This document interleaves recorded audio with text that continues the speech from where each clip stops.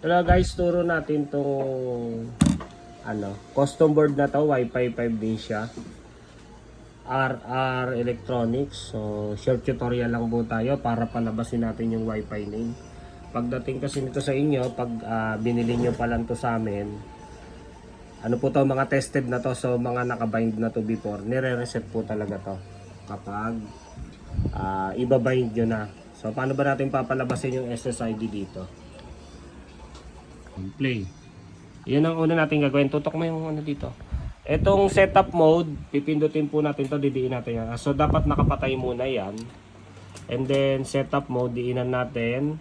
And then lagyan natin ng power hanggang sa mag-steady red.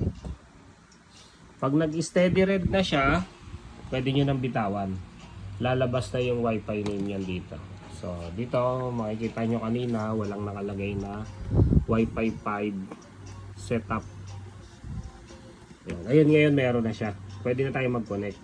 So sa password, kung magtatanong kayo, nakalagay yan palagi dito sa custom board. Ayun na, password Wi-Fi 52211. Connect lang kayo sa pag di lumabas yung ano niya, connect lang kayo sa 192.168.4.1. Ito, connect tayo para sa interface ng modem ko. Yan, connected na ba ako? Ayun, okay. Ayan, ako mapapansin nyo may mga authentication code kasi tested po ito, tinesting na po ito bago ipadala sa inyo. Okay, maraming salamat, thank you.